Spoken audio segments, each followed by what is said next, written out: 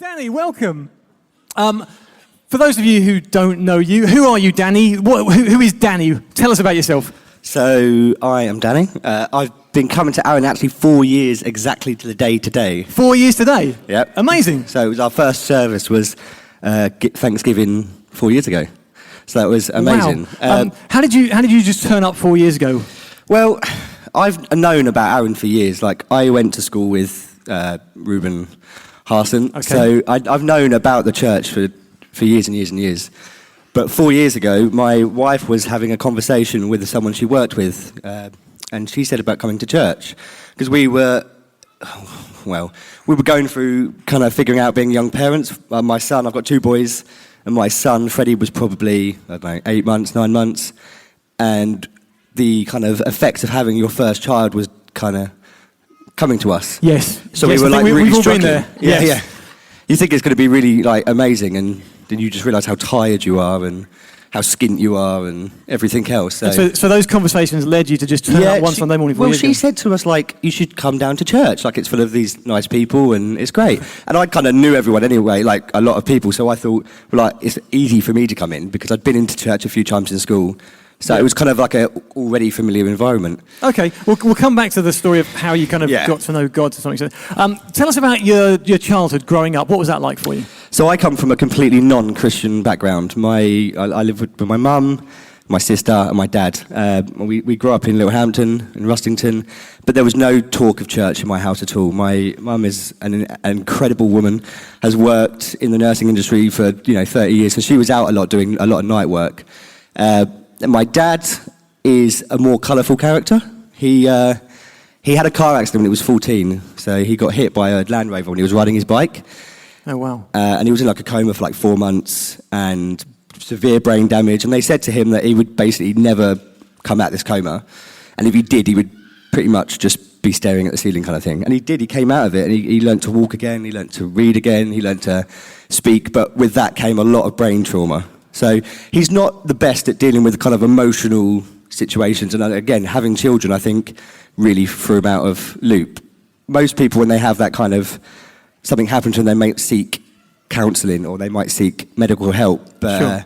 He preferred the fine arts of alcohol and drugs. So he was a real, he's like a bit like a Jekyll and Hyde character. He's actually one of the nicest guys you'd ever meet.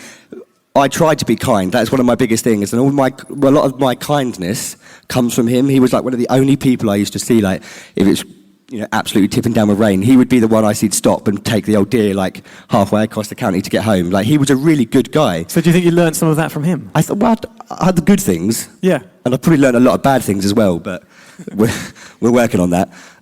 So yeah, we didn't, instead of kind of my life when I was growing up was dealing with my mum being at work in the evening and me turning off the frying pan that he'd left on with a bacon sandwich that was on fire because he'd passed out due to taking so much drink and stuff. Okay. And whatever else he'd left on the old TV in the middle of the night. And then they come down the next morning and he, with severe brain trauma, plus all the antidepressant tablets he was on, and then throwing a bottle of Jack Daniels and whatever else was in his system at the time. He had a lot of anger, so it was tense. We would come home and a lot of it was spent figuring out if we were going to get a clip around the year or a little worse or have a really good day, because the good days were fantastic and he was amazing. But just because of everything that happened to him, and he hadn't had an easy life either. His dad was quite hard, and so he just didn't know how to get through life. So. Okay, so that obviously had a rather large impact on you, and like you said, you've learned some good things from that and some bad things from that. Yeah. So talk us through your journey of faith. You mentioned earlier that during school you'd been into church. How did that come about? What was that like? I think it's just because when I was young, I played in bands. Like, that's how kind of I wanted to be like the next Johnny Rotten kind of thing. So I was playing in bands, and like when I realised they had a good band on a Sunday morning, like Rue said, come down and watch. And that's kind of why I came down. And then I remember coming down and seeing people do like the sermons and the preachers and just being absolutely blown away by and I'd always been interested in an idea of like a God. I think it was probably a lot of the time hoping that I was going to get taken away from like getting a beating. Do you know what I mean? Like, it was the idea where there was something that could change it. But I didn't have any particular, like I didn't care if it was Christianity. I didn't really, just the idea was something. There was a film, there's a comedy film called Dogma, which is kind of very, very loosely based on some form of faith. And he Yes. said in there that it didn't really matter what kind of faith you had, as long as you had a faith or something. And that was kind of how I based it on it. As long as I was good and I believed in something, I would end up somewhere. Okay, so you had kind of some basis for morality and a faith in general, but you didn't really have an idea of what that looked like. No, Okay. I was always searching, but when you're young and that young, and I had no response, I moved out when I was probably 14 years old to my girlfriend's house at the time, and I was just, I searching was kind of just going out and just escape. That was my whole thing as a kid, it's just escape. So I would go to school and, people kind of just knew me as this kind of loud person that talked a lot, quite scruffy, but it was just about escape. I didn't want people to know about what was going on at home. None of my teachers knew. I've had friends that have been friends with me up to this day, and they barely know some of the stuff that happened. So what age were you when you moved out? When I moved out to my girlfriend, I was probably 14 years old, and I moved into a little place in Littlehampton. And that was just a crazy house. That ended up being a place where, there was heroin being dealt with, and, I used to walk over in the morning to school with people, passed out on the floor, just because her stepdad was really into drugs and stuff again. So it kind of felt like I moved from one kind of nutty place to very much another nutty place, but that other place, they didn't talk to me, so it was kind of fine. It was more safer, do you know what I mean, in a sense. And through all of that, through moving out, through being at your girlfriend's, through seeing that kind of stuff, you still had some sense of a God or a faith or something? At what point did you come to an understanding of that? Probably not until Jodie told me to come into church at 24, or whenever it was. Just because I'd always wanted to escape, I wanted to get away, but when I was old enough to drink, I very much followed the kind of path of my old man. So, do you know what I mean? On a Friday night, I could quite easily go out and play a gig or watch a gig and disappear for 3-4 days, and that was my idea of escape. And it was only when I had kids I realised that's very irresponsible, and probably when I met my wife and she was, not like that, and she was a normal person, that she kind of made me stop doing it. I like the way you describe Jodie as a normal person. Well, yeah. That's good. So at what age were you when you first had a child? Because you said that you were a young parent. Yeah. What impact did that really have on you guys? Well, I've always wanted to be a parent. When I was 16, when people like the careers officer in the school was like, what do you want to do? I just wanted to be a husband and just wanted to be a dad, because for me that is not something I had. Okay. Having a normal, self-functioning family was something that I just always wanted. I wanted to be a dad. Jodie's a couple of years older than me, so when we got together, when we'd been together a couple of years, it was a no-brainer for me. I wanted both my parents had kids at 21, 22, and my mum was out on me on my 18th birthday. They grew up with me, and I wanted to grow up with my kids. So I was 22 when I had Freddie, Okay. And then Harry's 2 years older. Are you still growing up? Yeah, very much so. I think the boys sometimes have more wisdom and smarts than I do. I think we all learn a lot from our children. Sometimes good things, sometimes bad things, but it's certainly a learning experience. Okay, so jumping back forwards then, so you came to church, you saw the band, you thought that was pretty cool, and you heard some teaching. What did that do for you? What did that change in you, and what did that lead to? It was always this conflict of so when I came in school, I went off, my social group kind of split, so that a lot of the guys went over to Worthing College, and I went off to Try. So that was my church kind of connection gone. So I went off for 5 years and did, whatever I did stuff. At that time. Yeah, we'll say stuff. And when I came back in, it was just hearing the preaching and I remember I walked in, I just felt like it was safe. Do you know what I mean? It was safe, because people that I hadn't seen for probably 10 years or so will recognise me as I was coming in, and they were talking to me, and I'd now had my wife and my kid, and it just felt safe. But it was weird, because it felt very...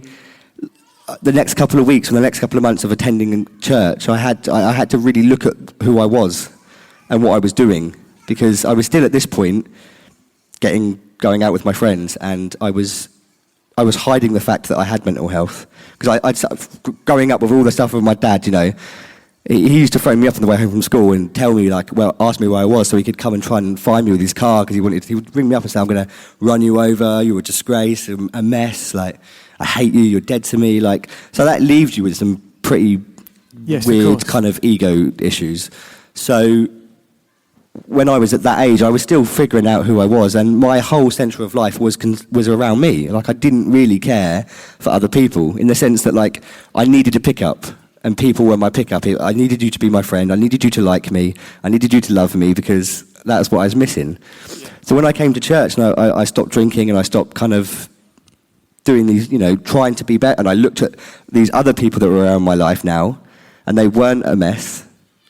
It was really difficult, and I really struggled. The first I think the first 4 years, to be honest, but the first couple of years of church, I really struggled, because it's so calm, and I find calmness really difficult. So coming into here, finding something that you hadn't seen before and feeling welcome, didn't immediately solve any of the conflict going on in you, didn't solve what you said about your mental health issues at that time. And so it wasn't a kind of a quick fix. God just changed you overnight. No, it was actually completely the opposite. Okay. Like, I wanted to run, because, like, even I've been married 4 years. Please get this right. 3 years. So she doesn't know as well, so don't worry. So we've been married, and we've been together, 7, 8 years, and it's just been so difficult, the mental health and stuff. So when I came into here, it's hard enough trying to keep a relationship going and not run away. Because when I was in school and I had relationships, I would just run away, because I would want chaos. So when I came here and there was no chaos, I wanted to run. And I remember doing things, stupid things, and listening to people, because it was easier to deal with people kind of being not disappointed, but the chaos of my life. So even my wedding night, there was an amazing thing. I got placidly drunk and offended half the people that come here and half my family, and that was so normal to me, because it was. But I didn't want. Actually, the idea of marriage scared the life out of me. So I look back and I can see all these problems I had, and where I was just running away. And when I had to make a decision, when it all came to a crash probably 2 years ago. Yeah. That's when it kind of was like, you need to stop running, or you don't. So is that the point you came to a realisation and said, yes, I believe who Jesus is, I believe he's the Son of God, he died for me, and I want to make a difference? Or did that come gradually over time? Well, I think I had a moment. Everyone has their moment, don't they? So I had a moment, and I had 2 boys at this point, and I'd been working in care, and I kind of realised that I was again doing that for my own selfishly, kind of they needed me kind of thing. So I stopped that, and then I went into my chefing, which was my other kind of biggest passion in my life. And I was doing 90 hours a week. I was riding around on this little moped I had, and my mental health was just getting worse and worse, because I had these 2 kids that I was meant to raise and teach about what being a man was, and I had no clue myself. I didn't know what a man was. I had a man in my image was a drunk that took drugs and slapped him, beat his wife up, and I was scared, because that behaviour is very much in me. When I can't control emotion, because emotion and behaviour, you go on from what you've seen. Everyone picks up things from their parents, so inherently I have to think very carefully, and when I get frustrated and things, So when I had my kids and stuff, it freaked me out, and my mental health just dipped. And I remember coming here one Sunday morning, and I basically told myself that I'd given up. I was going to commit suicide, and I'd planned myself to throw myself into the Arun River, and I was going to throw myself under a boat, because when I realised that I was much of a wimp to stop it, I wouldn't Anyway, so that was the plan, and I'd come to church, and I was standing at the front, and my face was really calm, collective. I was just watching the band. I had Freddie on my shoulders, because at that point he loved watching the music, and he was good and behaved. So I was standing there, and I just kind of said to God, if you are a thing, you're done. I'm done with you, because you've done nothing for me. My mental health's worse since coming to church. I don't feel any. I feel worse. I can't, and I'm tired. I feel like I've been battling this for 25 years, and I'm just tired, and I just can't do it anymore. And I've always loved life, but I hated living life as me. So I'd given up, and I stopped praying, and literally as I stopped praying, it was actually Becca put her hand on my shoulder, and she said to me, God doesn't want you to hurt you. He really loves you, and you're nothing like your father. And at this point, I don't know if she knew anything about me.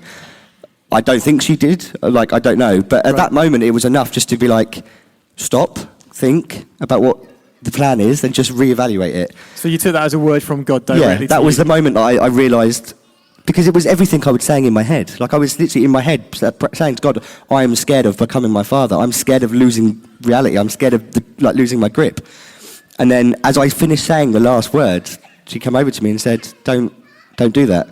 And that was enough. And by no means did that solve my mental health and stuff. Like it still took till now. And there's a lot of other people that have helped me with that. But that was enough to just to put the kind of brakes on that plan and just go, right, it's a decision to do it, and figuring what a good person and what getting better means was from that moment. Amazing. So God broke into your life through somebody else giving a word. And then later on you got baptised?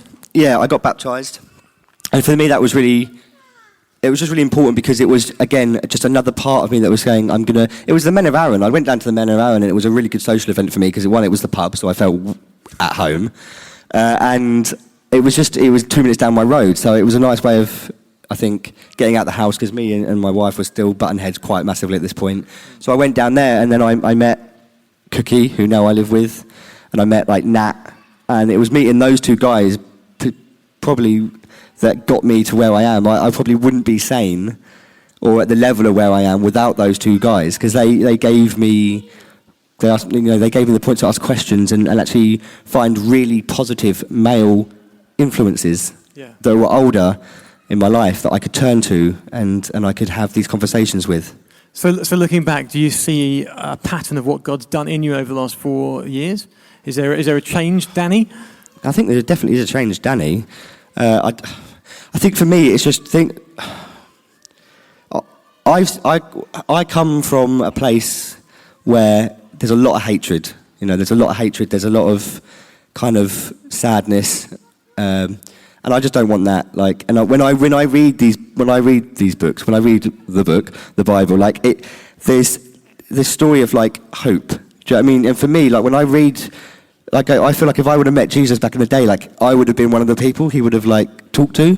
Because he kind of liked messy people. Yes, absolutely. And I feel like I'm in that bracket. And a lot of people I know are in that bracket. So for me, it's just about finding those people and trying to say, if I got out of it, because mental health is a really serious thing, and it's happening to so many people, so many young people I know, so many blokes that I know that are having kids and families. They're losing, and I was so serious. When you talk about suicide, people kind of go but it was done. Do you know what I mean? Without that moment, I would not be here.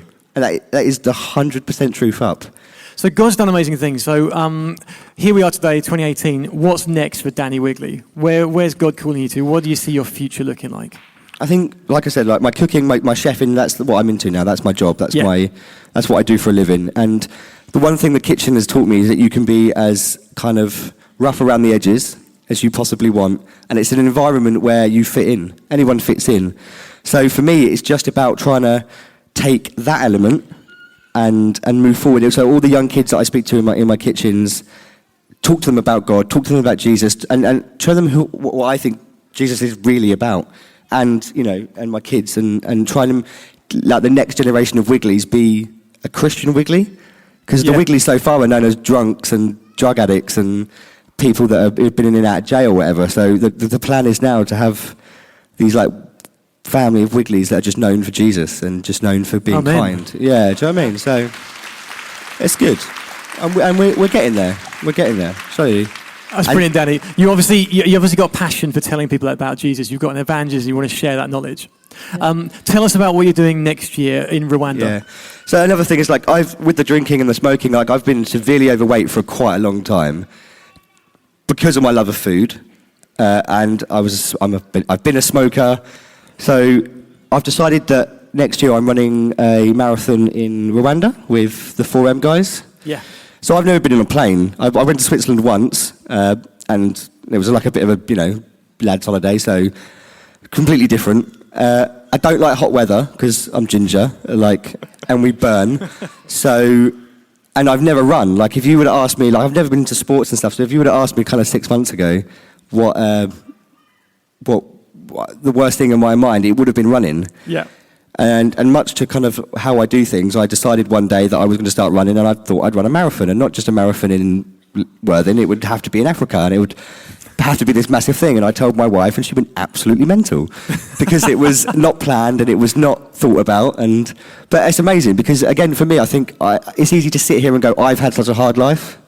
I've had all these amazing, like these horrible things happen to me and boo-hoo, like kind of, which, you know, it is difficult. Yeah. But for me, I've not seen what it's really like.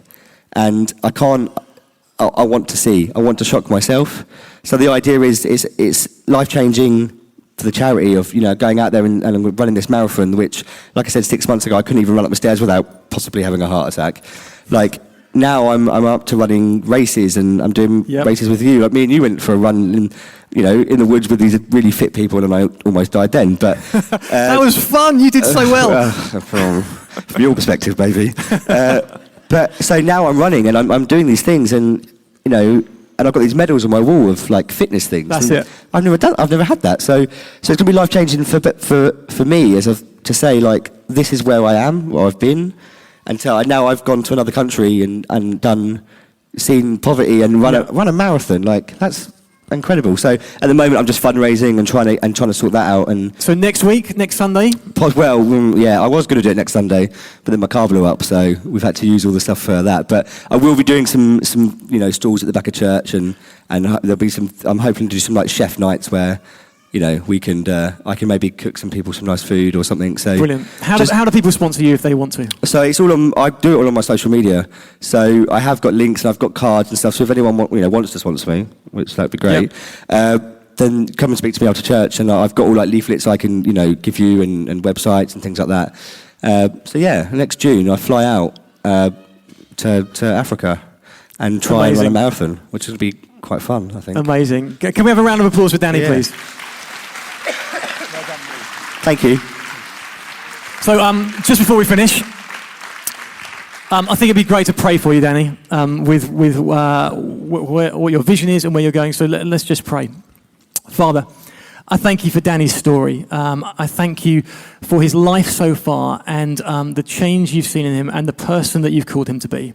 I thank you that each and every day you inspire him to share the good news of you, to let people know who Jesus is.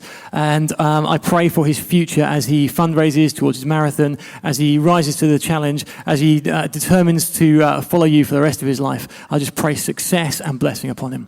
Amen. Thank you. Brilliant. Thank you, everyone. Becca.